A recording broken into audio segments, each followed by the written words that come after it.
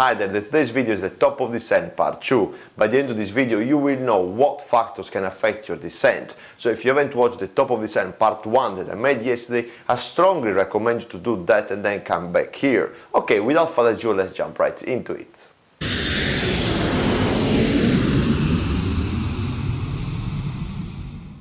Hi there, my name is Gabriele, I'm a training captain on the Boeing 737 and I help you to become a better pilot or make your head around aviation. So if you haven't subscribed to the channel, consider do so because I'm making a lot of pilot training content so you will not miss the next video. Before starting today's topic, leave in the comment below any question you may have. For me it's extremely important you get 100% to today's topic. Okay, let's get started. The first thing that I want to discuss with you is why it is important to know what affects your descent, okay? Because what you need to know is if you are on profile, if you are above or if you are below, okay? If you are on profile and below, that's not a big deal because you can always correct. But if you are above the profile, okay, then is when the high energy situation happens, and that as a pilot, especially as an airline pilot, you won't try to avoid this, okay? You always want to be on profile or slightly below, because then if you are above the profile, you have to increase your descent, and the increase in the descent that's not very comfortable for the passengers, but on top of that you expose yourself to multiple factors, okay, such as an airspeed,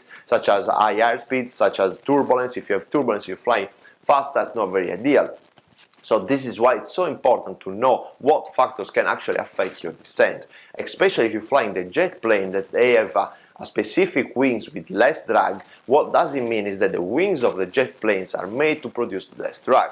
So the wings of a jet plane are very efficient on cruise, but when you start to descend, okay, what will happen is that the jet planes, they don't slow down, okay? So if you start to descend faster in order to come back a profile, it will be difficult to slow down the aircraft. So all this energy management has to be taken into consideration, especially on the jet planes, because on the turbo prop or on a Cessna, for example, as soon as you close the thrust levers, the aircraft will decelerate very quickly and will descend like a piano, let's say, okay? We'll have a big rate of descent, so you can come back on profile quite easily, but this doesn't happen with the jet planes, okay? The jet planes, they descend very fast, they accelerate very fast, but they don't slow down that easily, okay? So it's extremely important as an airline pilot flying a jet that you actually know what factors can affect your descent, okay?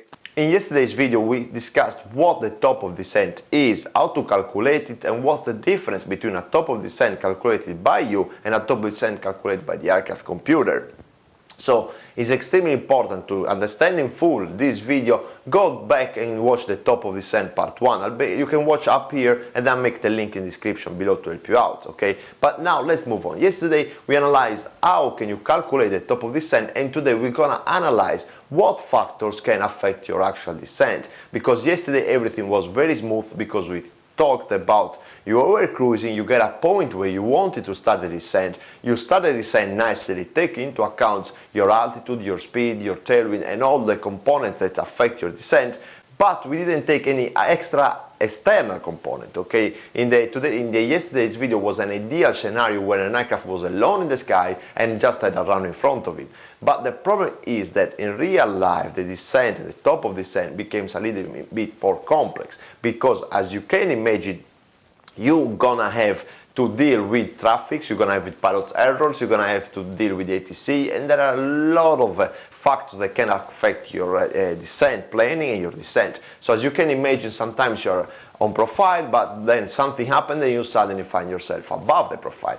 But now let's look and let's see what are these factors. The factors that we're gonna analyze in a second are the most common factor that I've experienced throughout my career. I've been flying the 737 for more than 10 years, and these are the most common factors, okay? The first factor is the pilot error. What I've seen, especially during a training flight, is that we think that we have a number of nautical miles to go to your destination, so you plan your descent according to the distance that you think you have, but then suddenly you have less distance, okay? So let me explain you with a small drawing what I mean. So if you look at the whiteboard, let's say that this is your aircraft, okay? Sorry for the drawing, guys, I know it's not great, but it's the best I can do, eh? So then you've got your destination airport, which is in here, okay? And then you have your arrival route. I'll make a separate video about this arrival route. I will make a link in the description below, okay? And your arrival, so the route that you have to fly goes like this, for example, okay? Let's say it goes like this, according to the legislation, okay? You should do this standard arrival route, okay, and according to the procedures. But then the controller actually clears you to go from here direct to here, okay, which is maybe 10 miles final. So what will happen is that you suddenly have this distance from here to there and then from there to the runway. So all these other track miles that you thought you had are not available anymore. So suddenly you find yourself very high in profile, okay. This is the most common mistake that I've seen flying as a training captain, flying as a pilot, okay. When I was early in my career, this error catch me as well a few times, but then you get experience, and what you do at the planning stage when you are in cruise, you actually plan and go through the whole route and you think about this, okay. As a pilot, what you have to do is, okay, if the ATC gives me a direct routing from from point A to point B, what will be my path, okay, which altitude I should be at that point, okay.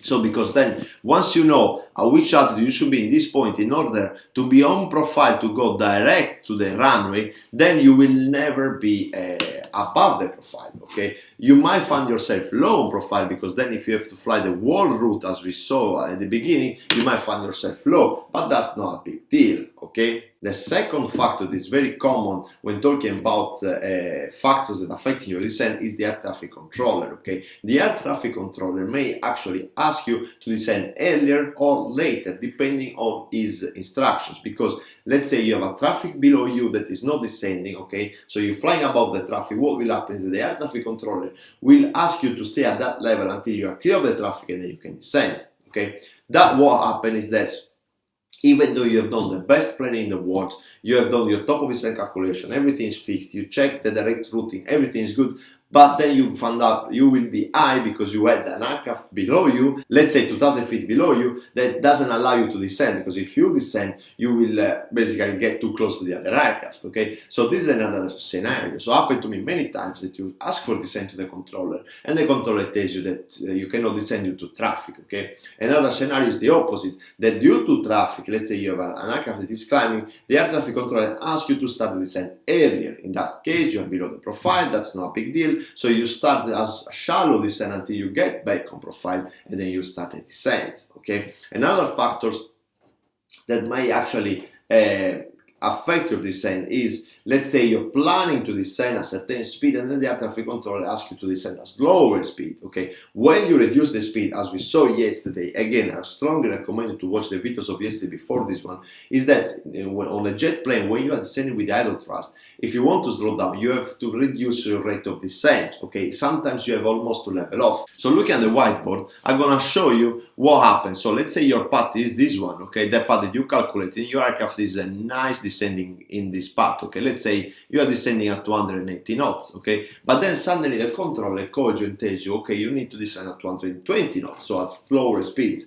Since the aircraft, as we said, is descending already with idle thrust, how do you decelerate to 220 knots? What you have to do, you have to reduce your rate of descent, okay, almost level off, get to 220 knots, okay, and then once you have 220 knots, you start the descent. So as you can see, you will end up being above the profile, okay. So this is another factor that actually can affect your descent, okay. Then, apart from pilot error and ATC, there are other factors, as we discussed yesterday already, such as the tailwind and headwind. The tailwind will push you, so that will ask you, you will need more miles to descend, and then you have as well the headwind that will do the opposite effect, okay, will help you out, so you will need less track miles to lose your altitude, lose your speed, lose your kinetic energy, okay, in general, okay. So then the last, not the last, but another factor that really affects your descent is your weight, okay, because the aircraft, the heavier the aircraft, the more track miles you need to descend, okay.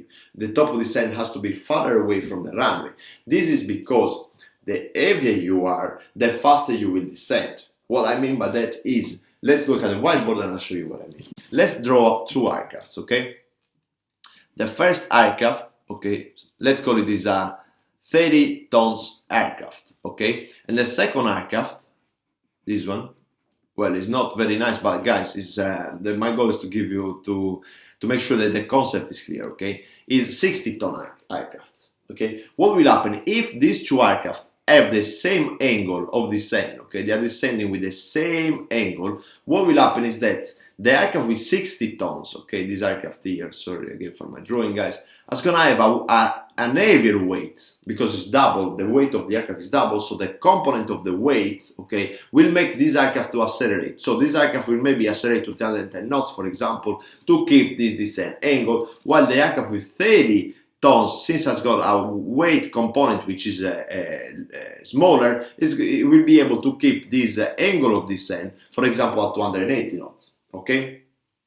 So my question now is, how do you maintain 280 knots on the 60-ton aircraft? In order to maintain the 280 knots on descent on a 60-ton aircraft, you cannot maintain this angle of descent because you're gonna accelerate to 310 knots. So the only way you can actually descend at 280 knots is to have a shallower descent angle. Okay, so with this angle, you will be able to maintain 280 knots. Thus, having a shallower rate of descent, you will need more track miles in order to lose your altitude. Okay, so I hope this is clear. Again, these are just rough numbers that I made up now just to make sure the concept is clear. Okay, what is very important to understand when talking about aircraft descent is that the aircraft has got an altitude, has got a speed, has got a tailwind, has got a wind, has got a lot of factors that can affect the aircraft. Okay, but what I want to make sure is clear to you is that the aircraft has got energy. Okay, the altitude and the speed of the aircraft is actually the energy that the aircraft has. Okay, so when talking about descent management, we are talking about your descent and you are trying to keep your descent under control, you have to talk about energy because it's the same. For me, it is extremely important that you understand that the aircraft has got an energy, okay? The speed, the altitude, the tailwind and everything is energy that the aircraft has that you need to, let's say, kill, okay? Because it's the same, let's say you are at 3,000 feet, so you are low on profile, okay? You are at a low altitude, but you are super fast. Is the same as being high, but being super slow, because the altitude and the speed gives you actually the aircraft energy. So one of the two is not enough, okay? You cannot say, well, I'm very low. Yes, you are very low, but if you are super fast, you still have a lot of energy. So you need to kill that energy. You need to lose your speed, and that losing speed will make you to need more miles in order to get the aircraft energy under control, okay? It's the same as, okay, are you high or low? If you are 3,000 feet or 6,000 feet, well, what's the speed? Okay, because this is a big part of the energy. Because as we said before, if you are fast, you need to lose the speed. And if you are already with idle thrust, you need to level off almost, or you need to reduce the rate of descent, thus creating more miles. Okay, so this is all about energy, aircraft energy. What's your aircraft energy? That's the way you should think about, not what your altitude or what's my speed. You have to think about as a whole aircraft energy, okay? Because again, if you are fast but you are low, it's the same of being high and slow, okay? The good thing is to be at the right altitude, at the right speed. That's when you actually control your aircraft energy. Okay, so I hope you like the video. If you like the video, give it a like and consider subscribe to the channel. Also go to PILOTCLIMB.com where you can subscribe for free pilot training content. If you have any questions regarding the descent, top of descent and energy management, just leave in the comment below and then I will help you out. I wish you a great day and I'll see you soon.